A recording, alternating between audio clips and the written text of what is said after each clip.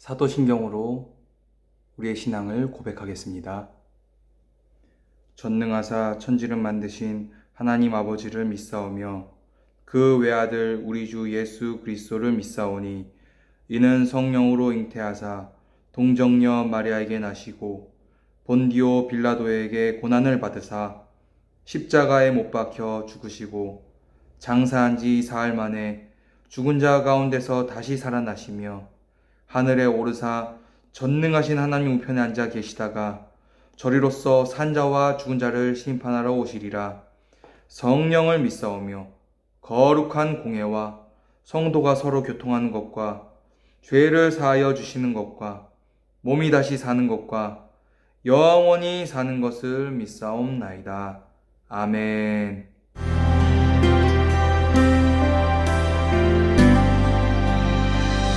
아버지, 당신의 마음이 있는 곳에 나의 마음이 있기를 원해요.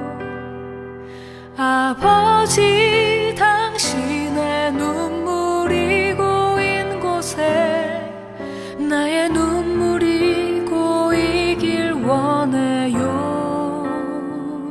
아버지, 당신이 바라보는 영혼에게 나의 두 눈이 향하길 원해요. 아버지, 당신이 울고 있는 어두운 땅에 나의 두 발이 향하길 원해요.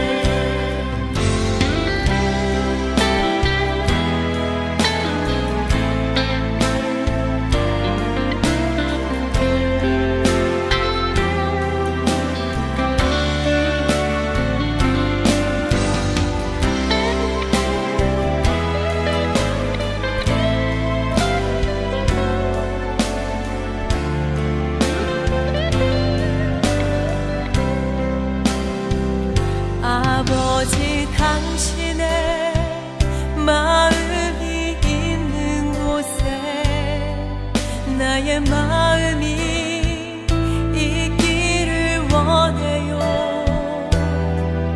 아버지, 당신의 눈물이 고인 곳에 나의 눈물이 고이길 원해요. 당신이 바라보는 영혼에게 나의 두 눈이 향하길 원해요.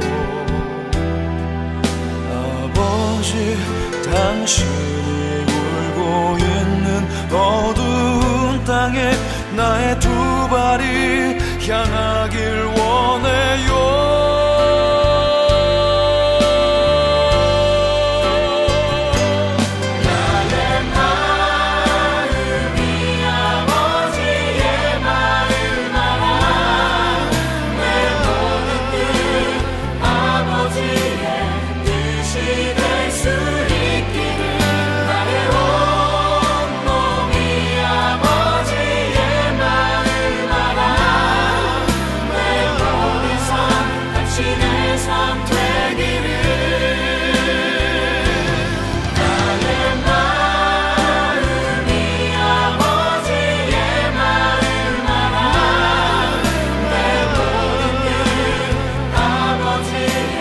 뜻이 될 수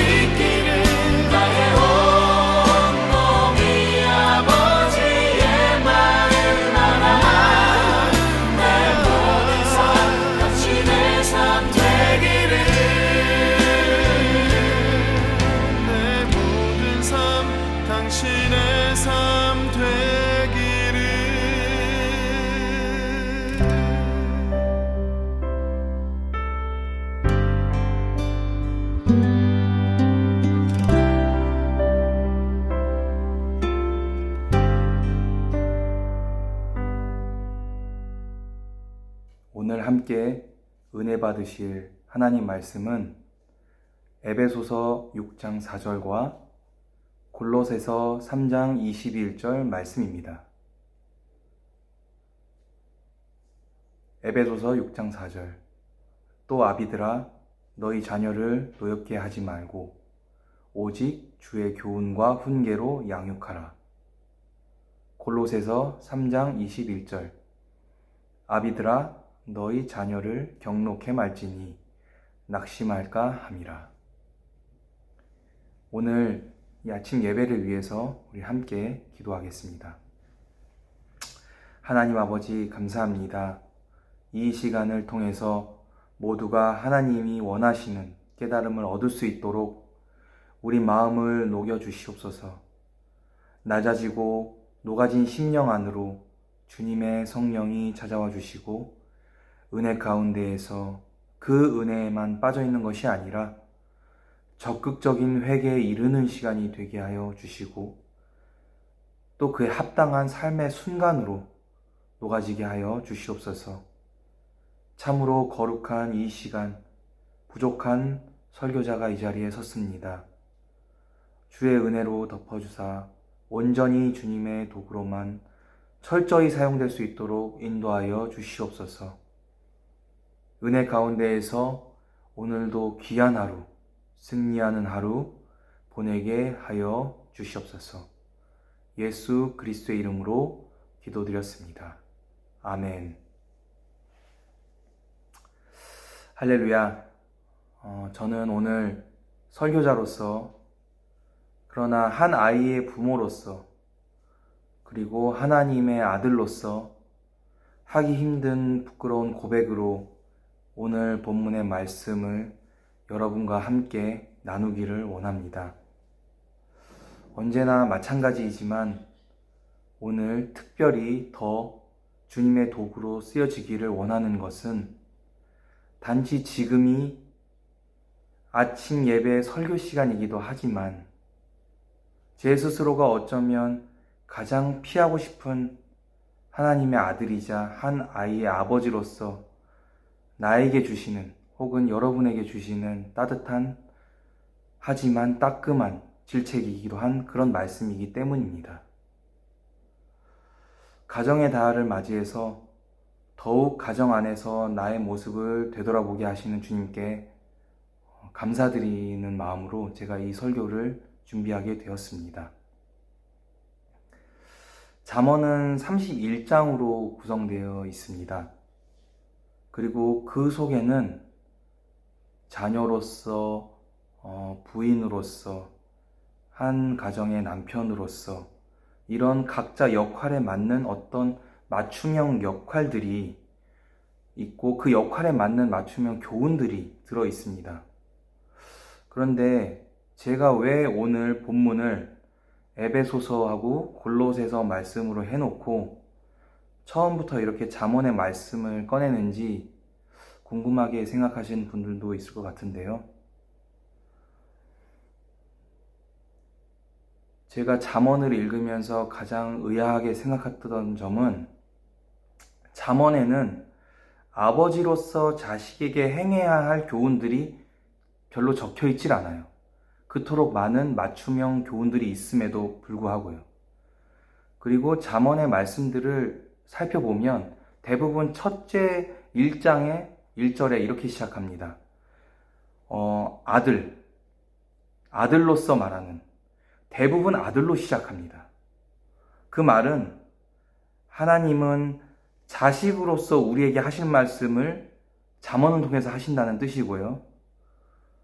그리고 그렇게도 긴 31장, 물론 성경은 아주 긴 장이지만 잠언은 그 중에서도 31장, 한 편으로서 적지 않은 분량임에도 불구하고 그 하나하나 자식된 자에게 이야기하는 형식으로 되어 있는 경우가 아주 많습니다. 그래서 상황 하나하나를 대입해 가면서 내 자녀에게 이럴 때는 이렇게 하고 저럴 때는 저렇게 하라, 이렇게 말씀을 하고 계시는 경우가 많이 있습니다. 잠언을 제외한 성경 어디에도 하나님의 말씀이 이렇게 자세하고 명확하게, 혹은 알아듣기 힘든 상황에서는 비유로서 이렇게 알아듣기 쉽게 말씀을 하나님이 직접 풀어주신 적이 없습니다. 먼저 여기에서 가장 중요한 것은 하나님이 우리의 정말 아버지로서 자녀에게 사랑을 베풀어 주시는구나, 그거를 느끼는 우리가 되기를 희망합니다. 비록 알아듣지 못하거나 귀찮이 여겨서 그것이 잔소리가 되었지만 어쩐지 문득 그리워지는 그런 부모님의 잔소리처럼 이미 커져버린 우리의 마음속에 그런 그리움으로써 이 잠언의 말씀이 우리 가운데 기억되기를 정말 소망합니다. 저는 여러분들에게 말씀드리기로 이 잠언의 말씀이 딱딱한 성경의 가르침이나 어떤 교훈보다도 여러분들에게 정말 그리운, 정말 너무나도 사무치도록 그리운 내 어머니, 내 아버지의 잔소리로 들리기를 참 희망합니다. 가르침이나 교훈은 누구한테도 받을 수 있고 어디에서든 얻을 수 있습니다. 그러나 내 아버지, 내 어머니의 잔소리는 아무 데서나 들을 수 없죠. 하나님의 나를 향한 그 그리움의 소리, 그거는 이 잠언에서만 들을 수 있습니다. 그렇기 때문에 우리가 이 잠언에서 정말 그런 가슴 절절한 어떤 큰 그리움으로써 주님을 만나기를 소원합니다. 이제 본론으로 들어가겠습니다. 이렇게 자식을 대함으로써 말씀하신 잠언의 길이에 비해서 오늘 본문 에베소서나 골로새서 말씀처럼 부모로서 너희가 부모로서 자녀에게 이렇게 하라라고 하는 교훈하신 하나님의 말씀은 오늘 본문 읽은 것처럼 이렇게 명료합니다. 단 한 문장으로밖에 되어 있지 않아요. 그리고 그 내용이 또 아주 유사합니다. 그 안에 중심 내용은 더 간단합니다. 제가 한 번 더 그 말씀을 읽어드리겠습니다. 에베소서 6장 4절, 아비들아 너희 자녀를 노엽게 하지 말고 오직 주의 교훈과 훈계로 양육하라. 골로새서 아비들아 너희 자녀를 경록해 말지니 낙심할까 함이라. 중심 내용이 아주 간단하죠. 중심 내용은 바로 이거 한마디로 정의할 수 있습니다. 자녀를 분노케 하지 말라, 이렇게 말씀하십니다. 그러면 우리가 흔히 분노할 수 있는 상황에 대해서 한번 생각해 봅시다. 우리가 가장 분노하게 되는 상황, 부당한 대우를 받을 때 우리가 분노할 수 있죠. 그리고 우리가 자존심이 상할 때 분노할 수 있습니다. 그리고 어떤 우리의 노력함이 그 보상에 미치지 못할 때 우리는 분노합니다. 그리고 억울한 일을 당할 때도 분노하고요. 무시를 받을 때 아주 분노합니다. 그 밖에도 많은 예들이 있습니다. 우리가 분노할 수 있는 상황들이요. 그런데 이 모든 분노하게 되는 일들에는 공통점이 있습니다. 그것은 나를 생각하고 배려함이 없다라는 것입니다. 내가 분노케 되는 것은 상대방이 나로 하여금 나를 깊이 생각하고 행동함이 없는 상황이 많습니다. 반대로 내가 상대의 분노를 일으키게 되는 경우는요, 내가 상대방의 입장이나 상황을 헤아려서 행동하지 않는 경우가 아주 많습니다. 앞서 잠언의 긴 말씀으로 자녀인 우리에게 행하시는 하나님의 그 행하심을 잠언의 말씀으로 미루어 비춰보겠습니다. 잠언의 말씀들을 통해서 보면요, 자녀인 우리에게 말할 때 행여 못 알아들을까봐, 아니면 이 말씀을 잘못 이해할까봐, 아니면 이 말씀을 너무 어렵게 이해할까봐 깊이 배려하시는 하나님의 그 마음을 느낄 수가 있어요. 말씀으로 하나님을 알아야 하는 것은 이게 문자적인 의미도 중요하지만 이처럼 글을 쓰는 글쓴이, 즉 하나님을 가슴으로 느끼는 게 더욱더 중요합니다. 상대방을 깊이 생각하는 것, 이것을 하나님은 아비로서 자녀에게 어떻게 해야 되는지를 가르쳐주고 계신 것입니다. 저는 지금 자녀를 한 명 키우고 있는데요. 제 말로 하기 아주 부끄럽지만 그 자녀가 하는 행동이 아주 마음이 안 들 때가 정말 많습니다. 그런데 그게 가만 생각해 보면 결국 저의 가치관, 생각, 그리고 그 저의 욕구들을 자녀를 통해서 해소하고 실현시키고 싶은 마음이 크고, 그리고 거기에 충족되지 못하기 때문에 자녀가 마음에 들지 않는 것입니다. 그러나 성경은, 특히 잠언에서는 단호하게 이야기합니다. 자녀를 그리스도의 진리와 인격에 겸손히 부탁하라고. 그리고 오늘 말씀에서 읽은 것처럼 낙심케 하지 말라고 이렇게 이야기하고 있습니다. 그것은